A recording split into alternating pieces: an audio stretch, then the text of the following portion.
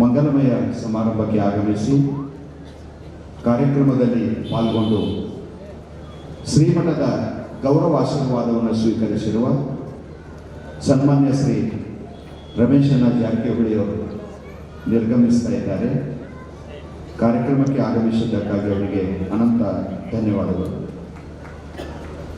ಇದೀಗ ನಮ್ಮ ವೇದಿಕೆಗೆ ಪರಮಪೂಜ್ಯರು ಪಾವನ ಮೂರ್ತಿಗಳಾಗಿರುವ ಡಾಕ್ಟರ್ ಶ್ರೀ ಕಲ್ಲಯ್ಯಜ್ಜನವರು ವೀರೇಶ್ವರ ಪುಣ್ಯಾಶ್ರಮ ಗದಗ ಪೂಜ್ಯರು ದಯಮಾಡಿಸಿದ್ದಾರೆ.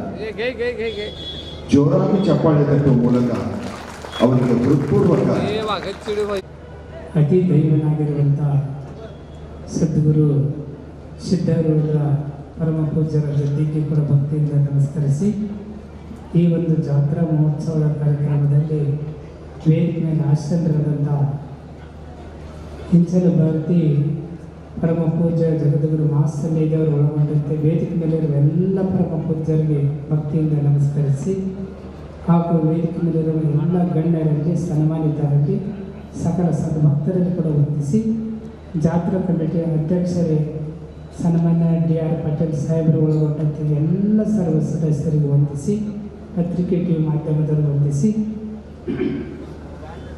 ಇಲ್ಲಿ ತನಕ ಬಹಳಷ್ಟು ವಿಶೇಷವಾಗಿ ಜಗದ್ಗುರು ಸಿದ್ಧಾರೂಢರ ಬಗ್ಗೆ ಬಹಳಷ್ಟು ವಿಚಾರಗಳನ್ನು ಹೇಳಿದರು. ಸಿದ್ಧಾರೂಢರ ಬಗ್ಗೆ ಎರಡು ಮಾತು ಹೇಳಬೇಕಂದ್ರೆ ಇಡೀ ನಮ್ಮ ಕರ್ನಾಟಕ ಅಲ್ಲ, ಇಡೀ ಭಾರತ ಮೂಲೆ ಮೂಲೆಯಲ್ಲಿ ಕೂಡ ಕನ್ನಡ, ಹಿಂದಿ, ಇಂಗ್ಲೀಷು, ತೆಲುಗು ಎಲ್ಲ ಭಾಷೆಯಲ್ಲಿ ಇರಬೇಕು. ಸಿದ್ಧಾರೂಢರು ಅಂದರೆ ಆ ಪುಣ್ಯಾತ್ಮ ಬರೀ ಹುಬ್ಬಳ್ಳಿಗೆಲ್ಲ ಹುಬ್ಬಳ್ಳಿ ಒಳಗೆ ನೆಲೆಸಿ ಹುಬ್ಬಳ್ಳಿನ ಹೂಬಳ್ಳಿ ಮಾಡಿದಂಥ ಶಕ್ತಿ ಅಂದರೆ ಸಿದ್ಧಾರೂಢರು ಮಾತ್ರ ಸ್ವಲ್ಪ. ಈ ಜಗತ್ತಕ್ಕೆ ಹುಬ್ಬಳ್ಳಿ ಅಂದರೆ ಯಾರು ಹೆಸರು ಬರ್ತಾರೆ ಅಂದರೆ ಸಿದ್ಧಾರೂಢರು. ಆ ಪರಮ ಪೂಜ್ಯರು ಕೂಡ ತಮ್ಮ ಗುರುಗಳಲ್ಲಿ ಇರುವಾಗ ಒಬ್ಬ ಸುಬ್ಬಶಾಸ್ತ್ರಿ ಬಂದು ಪ್ರಶ್ನೆಯನ್ನು ಮಾಡ್ತಾನೆ. ಪ್ರಶ್ನೆ ಮಾಡಿದಾಗ ಅವರ ಗುರುಗಳು ಹೇಳ್ತಾರೆ, ಆ ಗಜದಂಡ ಶಿವ ಯೋಗಿಗಳು ಹೇಳಿದಾಗ ಸುಬ್ಬಶಾಸ್ತ್ರಿಗೆ ನಾನು ಹೇಳೋದಲ್ಲ, ನನ್ನ ಕಡೆ ಕಲಿತಾರಲ್ಲ ನನ್ನ ಶಿಷ್ಯರು ಹೇಳೋದು ಬೇಡ, ನಮ್ಮ ಸೇವೆ ಮಾಡ್ತಕ್ಕಂಥ ಅಲ್ಲಿ ಸಿದ್ದು ಅದನ್ನೆಲ್ಲ ಅವನಿಗೆ ಕೇಳ ಅವ ಉತ್ತರ ಕೊಡ್ತಾನ ಅಂತ ಹೇಳ್ತಾರೆ. ಆಗ ಆ ಸುಬ್ಬಶಾಸ್ತ್ರಿ ಏನು ಅಹಂಕಾರದಿಂದ ನಾನು ಗೆದ್ದೆ ನಾನನ್ನು ಅಹಂಕಾರ ಇಟ್ಕೊಂಡು ಜಗತ್ತು ಸುತ್ತಾಡಿ ಬಂದಿದ್ದ. ಆಗ ಆಶ್ಚರ್ಯ ಆಗ್ತದೆ. ಏನ್ರಿ ಅವನು ಕೇಳಬೇಕಾ, ನಿನ್ನ ಪ್ರಶ್ನೆಗೆ ಅವನ್ನ ಉತ್ತರ ಕೊಡ್ತಾನೆ, ಕೇಳು. ನಿಮ್ಮ ಗುರುಗಳು ಹಿಂಗೆ ಅಂದಾರ, ನನ್ನ ಪ್ರಶ್ನೆಗೆ ಉತ್ತರ ಕೊಡು ಅಂತ ಕೇಳಿದಾಗ ಆಗ ಸಿದ್ಧಾರೂಢರು ಹೇಳ್ತಾನೆ, ನಮ್ಮ ಗುರುಗಳು ಅಪ್ಪಣೆ ಕೊಟ್ಟರೆ ನಾನು ಕೊಡ್ತೀನಿ ಅಂದಾಗ ಕೊಡು ಸಿದ್ದು ಅಂತ ಹೇಳಿ ಗುರುಗಳು ಹೇಳಿದಾಗ ಆಗ ಕೇಳಿ ನಿಮ್ಮ ಪ್ರಶ್ನೆ ಅಂದಾಗ ಸುಬ್ಬಶಾಸ್ತ್ರಿ ಕೇಳಿದ್ದು ಉಪವಾಸ ಅಂದರೆ ಏನು ಅಂತ ಕೇಳ್ತಾರೆ.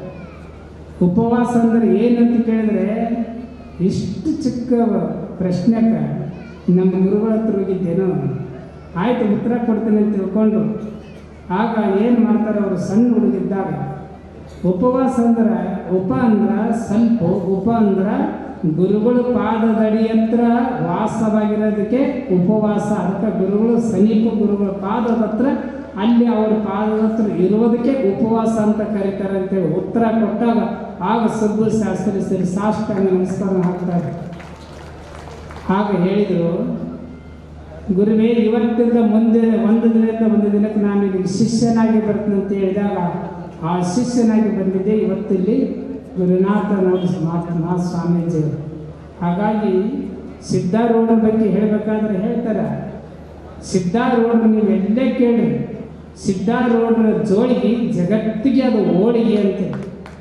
ಆದರೆ ಎಲ್ಲರ ಬಾಯಿಗೆ ಸಿದ್ಧಾರೂಢರು ಹೋಳಿಗೆ ಕೊಟ್ಟರಂದರೆ ಆ ಸಿದ್ಧಾರೂಢರ ಸ್ಮರಣೆಯನ್ನು ಮಾಡಿದರು, ಆ ಸಿದ್ಧಾರೂಢರ ಬಗ್ಗೆ ಜಪ ಮಾಡಿದರೆ ಆ ಸಿದ್ಧಾರೂಢರು ಅಧ್ಯಯನ ಮಾಡಿದಂಥ ಶಾಸ್ತ್ರ ಅನೇಕ ನಿಜಗುಣ ಶಾಸ್ತ್ರ ಇರ್ಬೋದು ಅಥವಾ ಅನೇಕ ಶಾಸ್ತ್ರಗಳನ್ನು ಪರಿಣಿತ ಹೊಂದಿ ಸಾಕಷ್ಟು ಮಂದಿಗೆ ಪರಿಣಿತವನ್ನು ಜ್ಞಾನವನ್ನು ಕೊಟ್ಟಂಥ ಜಗದ್ಗುರು ಅಂದರೆ ಅದು ಸಿದ್ಧಾರೂಢ ಮಹಾಸ್ವಾಮಿ. ಉದಾಹರಣೆಗೆ ನಾವು ತೆಗೆದುಕೊಳ್ಬೇಕಾದ್ರೆ ಇವತ್ತು ನಮ್ಮ ಗದಗ ವೀರೇಶ್ವರ ಪುಣ್ಯಾಶ್ರಮ ಸ್ಥಾಪನೆ ಆಗೈತಂದರೆ ಅದಕ್ಕೆ ಮೂಲ ಕಾರಣ ಯಾರು ಅಂದರೆ ಹಾನಗಲ್ಲ ಕುಮಾರ ಮಹಾಸ್ವಾಮಿ. ಸಣ್ಣವರಿದ್ದಾಗ ಹಾನಗಲ್ಲ ಕುಮಾರಸ್ವಾಮಿಗಳು ಶಾಸ್ತ್ರ ಕಲಿಬೇಕಂತ ತಿಳ್ಕೊಂಡು ಸಿದ್ಧಾರೂಢರ ಬಳಿಗೆ ಬಂದಾಗ ಆಗ ಸಿದ್ಧಾರೂಢರ ಬಳಿಗೆ ಇದ್ದುಕೊಂಡು ಅನೇಕ ಶಾಸ್ತ್ರಗಳನ್ನು ಕೂಡ ಅಧ್ಯಯನ ಮಾಡಿದರು. ಹಾಗಾಗಿ ಗದಗ ವೀರೇಶ್ವರ ಪುಣ್ಯಾಶ್ರಮಕ್ಕೂ ಮತ್ತು ಶಿವಯೋಗ ಮಂದಿರ ಕಾಲಿ ಸಿದ್ಧಾರೂಢರಿಗೆ ಇವತ್ತಿಂದಲ್ಲ ಸುಮಾರು 120-30 ವರ್ಷದ ಇತಿಹಾಸ ಅಂದರೆ ಅದು ಸಿದ್ಧಾರೂಢರ ಮಠಕ್ಕೂ ಕುಮಾರಸ್ವಾಮಿಗೆ ಅಂದಿನಿಂದ ಕೂಡ ಇವತ್ತಿನವರೆಗೆ ಅದು ನಿರಂತರವಾಗಿ ಒಂದು ಸೇತುವೆ ಉಳಿದಂಗೆ ಉಳ್ಕೊಂಡು ಬಂದಿದೆ. ಅಂಥ ಸಿದ್ಧಾರೂಢರು ನಾವೆಲ್ಲ ಭಾಳಷ್ಟು ಕಡೆ ಕೇಳ್ತಿರ್ತೀವಿ, ತಿಳುವಳಿಕೆ ಇದ್ದರು ಸಿದ್ಧಾರೂಢರು ಅದೊಂದು ತತ್ವ ಅಂತೇಳಿ ಅಂತಿರ್ತಾರೆ. ಸಿದ್ಧಾರೂಢರು ಅಂತಂದರೆ ಆರೂಢರು ಅಂದ್ರೇನು? ಜಾಗ್ರ, ಸ್ವಪ್ನ, ಸುಸುಪ್ತಿ, ತುರ್ಯತೀತ ಇವೆಲ್ಲ ಏನೆಂದರೆ ಮಾನವರಿಗೆ. ಇವೆಲ್ಲ ಜಾಗ್ರ ಎಚ್ಚರಿರೋದು, ಜಾಗ್ರ ಸ್ವಪ್ನ ಕನಸು ಕಾಣೋದು, ಸುಸುಪ್ತಿ ಅಂದರೆ ನಿದ್ದೆ ಮಾಡೋದು, ತೂರ್ಯ ಅಂದರೆ ಅದಕ್ಕಿಂತ ಹೆಚ್ಚು ಜ್ಞಾನ ಇರೋದು, ತುರ್ಯತೀತ ಅಂದರೆ ಈ ಪ್ರಪಂಚದಲ್ಲಿ ಏನು ನಾವಿಲ್ಲಿ ಹೆಂಡರು ಮಕ್ಕಳು ಬಂಧು ಬಳಗ ಆಸ್ತಿ ಅಂತಸ್ತು ಸಂಪತ್ತು ಬಂಗಾರ ಬೇಡಿ ನನಗಾಗಿ ಬೇಕಂತ ನಾವೇನು ಬಡದಾಡ್ತೀವಿ ಇದು ಎಕ್ಕಡೆ ಯಾವುದಂದರೆ ಇದು ಈ ಕಡೆ. ಇದು ಯಾವುದು ಬೇಡ, ನೀನೇ ಶಿವ, ಶಿವನೇ ನೀನು. ಎಲ್ಲ ಶಿವನ ಜ್ಞಾನದೊಳಗಿರ್ತಕ್ಕಂಥವ್ರು ಶಿವನ ಆ ತತ್ವದಲ್ಲಿ ಹೋದವನಿಗೆ ಆರೂಢ ಅಂತಾರೆ.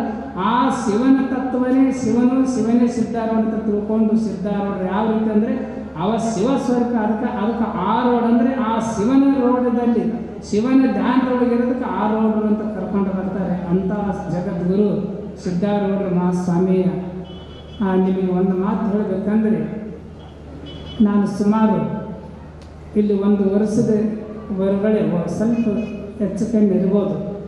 ಇಲ್ಲಿ ನಾನು ಸಿದ್ಧಾರೂಢರ ಸ್ವಾಮಿ ಒಂದು ಸರಿ ರಾತ್ರಿ ಆಗಿತ್ತು, ದರ್ಶನಕ್ಕೆ ಬಂದಿದ್ದೆ. ಬಂದಂಥ ಸಂದರ್ಭದೊಳಗೆ ಇಲ್ಲಿ ಗಾರ್ಡನ್ನೇ, ಆ ಗಾರ್ಡನ್ನಿನೊಳಗೆ 2 ಹಾವದು ದೊಡ್ಡ. ಅವು ಯಾವ ಅಂತ ಕೇಳಿದ್ರೆ ನನಗನ್ಸಿದ ಮಟ್ಟಿಗೆ ಯಾರಿಗೂ ತೊಂದರೆ ಕೊಟ್ಟಿಲ್ಲ, ಯಾರಿಗೂ ಕಚ್ಚಿಲ್ಲ. ಇವತ್ತಿನವರೆಗೆ 2 ಸುಮ್ಮನೆ ಅಡ್ಡಾಡ್ತಿರ್ತಾವೆ ಆ ಗಾರ್ಡನ್ ಒಳಗೆ. ಅವು ಯಾರಂದ್ರೆ ಅದೇ ಸಿದ್ಧಾರೂಢರು ಗುರುನಾಥವ್ರು ಗುರು ಶಿಷ್ಯರ ಅವರು ಜಗತ್ತನ್ನು ರಕ್ಷಣೆ ಮಾಡ್ತಂತ ಸಾಂಕೇತಿಕವಾಗಿ ತೋರಿಸ್ಕೊಡ್ತಾರೆ. ಜೀವಂತರವ್ರು ಅವ್ರು ಅದಾರಂತ ತಿಳ್ಕೊಂಡು ಇವತ್ತು ಸಿದ್ಧಾರೂಢರ ಮಠ ಕರ್ನಾಟಕ ಅಲ್ಲ ನಮ್ಮ ಇಡೀ ವಿಶ್ವಕ್ಕೆ ಹೆಸರಾಗೈತೆ. ಹುಬ್ಬಳ್ಳಿ ಅಂದರೆ ಸಿದ್ಧಾರೂಢರು ಅದಾರ ಜೀವಂತರ. ಅವ್ರಿಗೆ ಅದಾರಂತ ತಿಳ್ಕೊಂಡು ಇಷ್ಟೆಲ್ಲ ವೈಭವದಿಂದ ಈ ಕಾರ್ಯಕ್ರಮ ನಡೆದು ಬಂದೈತೆ ಅಂತೇಳಿ ತಿಳಿಸಿ, ನಾವು ನೀವೆಲ್ಲ ಆ ಸಿದ್ಧಾರೂಢರ ಧ್ಯಾನದೊಳಗೆ ಇಟ್ಕೊಂಡು ನಮ್ಮ ಜೀವನ ಪಾವನ ಮಾಡಿಕೊಂಡು ಅಂತ ಹರಿಸಿ, ಸಮಯ ಬಹಳಷ್ಟು ಆಗೋದ್ರಿಂದ ನಾನು ಗದಗಿನ ಒಂದು ಕಾರ್ಯಕ್ರಮ ಮುಗಿಸಿದ ತಡವಾಯಿತು. ಅದಕ್ಕಾಗಿ ವಿಷಾದ ವ್ಯಕ್ತಪಡಿಸುತ್ತಾ, ನಮ್ಮ ಮೊನ್ನೆ ಸಿದ್ಧಾರೂಢರು ಜ್ಯೋತಿ ನಮ್ಮ ಆಶ್ರಮಕ್ಕೆ ಬಂದಾಗ ಎಷ್ಟೊಂದು ಲಕ್ಷಣ, ಎಷ್ಟೊಂದು ಕಾಂತಿ, ನಿಜಕ್ಕೂ ಬಹಳಷ್ಟು ಖುಷಿ ಆಯಿತು. ಸಿದ್ಧಾರೂಢರೇ ನಮ್ಮ ಆಶ್ರಮಕ್ಕೆ ಬಂದಾಗ ದರ್ಶನ ಕೊಟ್ಟಾರ ನಮ್ಮ ಭಾವ ಖುಷಿ ಪಡುತ್ತೆ.